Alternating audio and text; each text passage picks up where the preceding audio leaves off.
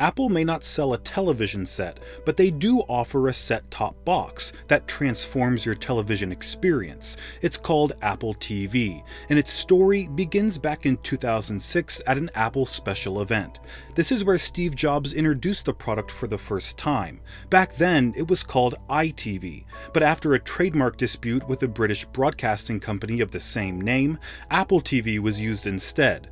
This first-generation model was expensive at $300, but that's because its focus was on syncing iTunes content from your computer and storing it locally, which required more expensive components than simply streaming content, which wasn't popular at the time. This also made the Apple TV quite large at almost 8 inches. Its interface was inspired by a macOS X feature called Front Row, with big glossy icons and a simple list selection. This model's functionality was quite limited. You could play movies, TV shows, and music that you bought from iTunes on your computer, view your photo library, and stream movie trailers, but that was pretty much it. Also, many people found the tiny white plastic remote to be uncomfortable, especially for those with larger hands. Sales of the Apple TV were so underwhelming that Apple didn't report how many units were sold, but instead of discontinuing the product, they went to work on a new and improved model, which was introduced in 2010 and featured a design that was 75% smaller. This was made possible by replacing its large hard drive with a small 8GB flash drive, and focusing on streaming content instead of syncing and downloading.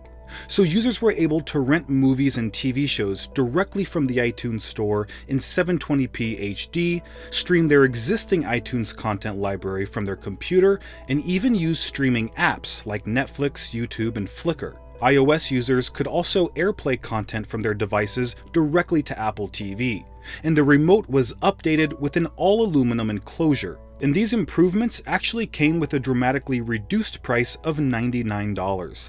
This model of Apple TV proved to be a more desirable product, achieving 1 million sales in about 4 months. 2 years later, they updated the product a third time. Although its design and remote stayed the same, it featured a more powerful A5 processor and supported 1080p HD output. The bigger change came in 2015 with the 4th generation model.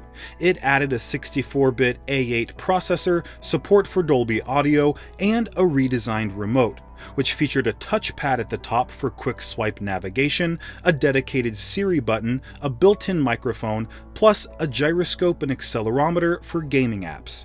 That meant an app store was finally brought to the Apple TV, along with an entirely new operating system called tvOS. But all this new technology came at a price $50 higher than the previous model. And this 4th generation Apple TV is still being sold today, 6 years later, for the same $149 price under the name Apple TV HD.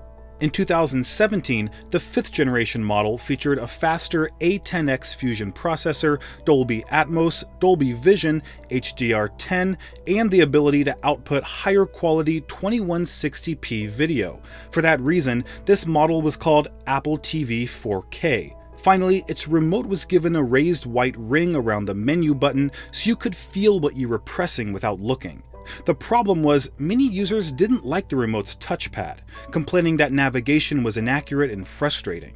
So Apple addressed that issue just this year in 2021 with a new version of the Apple TV 4K. Its biggest change was the remote, which is not only larger and thicker to feel more full in the hand, but also has more buttons and a new way to navigate. Apple brought back the 4-way buttons for precise selection while integrating a touchpad in the center for quickly swiping through long lists, and an outer touch ring that's reminiscent of the iPod, allowing you to fast forward or rewind with much more precision than before. There's also a new mute and power button, so you no longer need your TV's remote for those actions. And finally, the Siri button is still here but moved to the side, just like on your iPhone. But the best part of this remote is that it's backward compatible with any Apple TV running tvOS. This new model also features an A12 Bionic chip, support for high frame rate HDR, HDMI 2.1, and Wi-Fi 6. You can also use your iPhone with Face ID to calibrate your television set through any Apple TV running tvOS 14.5. So that is the history of Apple TV. Don't forget to drop a like before you head out, and I'll see you in the next video.